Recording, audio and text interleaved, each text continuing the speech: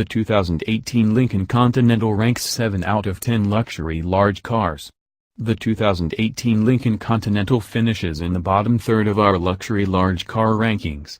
This is an extremely competitive class, and the Lincoln doesn't have a nice enough interior or good enough performance metrics to rank ahead of most rivals.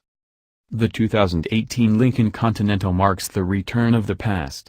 Yes, the style's a throwback and a good one, but the Continental also became the first Lincoln to drop a three-letter name, MKS, and return to a badge from the archives. The Continental now means everything the MKS didn't: big motor, big chrome, big wheels. Sold as a Premier, Select, Reserve, or as a black label, the 2018 Continental comes up a winner with the unexpected pairing of an opulent, oligarch-friendly cabin and taut, powerful performance. Among rivals with pedigree and without, the Continental stands out. It's reconstituted the age-old luxury appeal of a Lincoln with lots of chromey details and a formal roofline. That counter-programming works for us. The shoulders are broad, the wheelbase is long, the shape is formal, the details are emphatic. The big mesh grille and high-mounted door handles are particular highlights on a shape that might come off far too reserved without them. No worries on the cabin, on that note. The Conti's cabin has rich trim and lots of gloss and chrome, unmistakably on brand. Lincoln sells the Continental with a choice of 3 V6 engines, base, twin-turbo small displacement, and twin-turbo slightly larger displacement. Output rises to 400 horsepower on the top version, with all-wheel drive a needed upgrade over the stock front drive configuration. We'd approve of more gears than the Continental's 6-speed automatic provides. Most versions have adaptive steering and adaptive shocks. They give the Continental a driving feel akin to a longer MKZ, which it is. Brisk acceleration, taut ride, and nimble responses for its size distance the Continental from the rear drive field of Genesis G90S and the like. With its ample wheelbase and overhangs, the Continental has lots of people space and trunk space.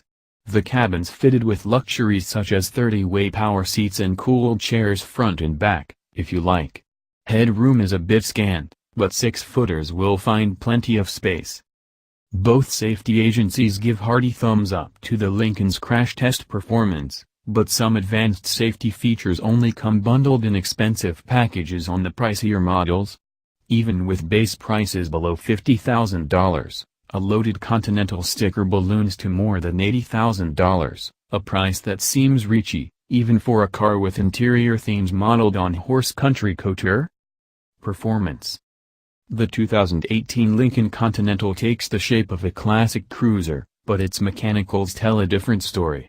Its performance envelope stretches into the sporty realm, thanks to a powerful range-topping engine and adaptive drive systems. Giving extra credit for those and knocking off a point for its old-school transmission, the Continental earns a 7 for performance. Read more about how we rate cars. 3 engines show up on the Conti order sheet. The base 3.7-liter V6 spins out 305 horsepower. A twin-turbo 2.7-liter V6 pumps out 335 horsepower. A 6-speed automatic shuffles power to either the front or all 4 wheels. We've not driven those versions. We've spent all our time with the top-drawer Continental, the one with a new 3.0-liter twin-turbo V6 engine with 400 horsepower and all-wheel drive. With its powerful rush of torque, it hustles to 60 miles per hour in about 6 seconds, pinned only to the mat somewhat by the Continental's chunky curb weight of more than 4,200 pounds. The Conti's transmission has push buttons, a throwback to another time. It also has just 6 forward speeds, another throwback.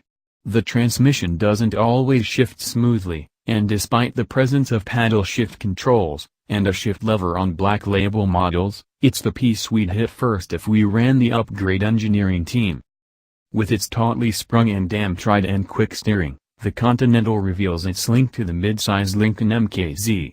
Most versions have adaptive dampers that give it a range of ride responses, from mostly smooth to impressively firm. Badly maintained roads use up all the Continental's patience, but the ride motions that pass into the cabin are muted.